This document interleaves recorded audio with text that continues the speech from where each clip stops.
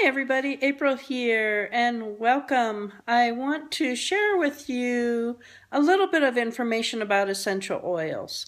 I hope to share more on a normal basis because it is so important to have a working knowledge and the understanding of essential oils, how they work, where they come from, what are their chemical compounds, because essential oils are just that. They are chemical compounds, and some of those oils can actually cause damage to a person if you're using them.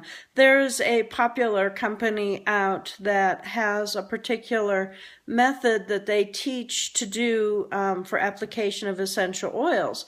And during this application and in their video, their training video that they have, it shows how to do the application. While they're doing this in the training, the young woman's back begins to get redder and redder and redder and redder. And by the end of the training, the end of the video, they've replaced her and she's no longer doing the different application. And that's because some of the oils that they used can actually burn the skin, can actually cause harm. And there are chemical compounds within those oils that can cause that to happen, that can cause damage to the skin. For example, using citrus can cause damage to the skin if you're out in the sunlight. So those are different things that you need to be aware of when you're using essential oils and when essential oils are being applied topically. How do you turn the burn off? How do you make sure that if you do put a hot oil on and it creates a burning sensation, how do you stop that? You stop that by using a carrier. It can be a lotion. I had a situation one time, and it didn't even happen to have anything to do with essential oils, but we were making salsa, and I had chopped up some jalapenos. And after chopping up those jalapenos, I wasn't thinking, washed my hands normally with just soap and water. Well, a jalapeno has an oil to it, and that oil actually went into the pores of my skin and was still on my skin, and I didn't take that into consideration. I went to take out my contacts, and I thought I was going to die. It was like burning my eyeballs, and immediately we placed a call to the emergency room. They didn't know what to do. They were like, well, just keep flushing it with water. And I was like, this is not working. This is not happening.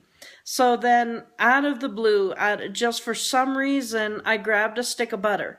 And grabbing that stick of butter, I took some of the butter and I rubbed it on the outside of my eye in the area that it was burning.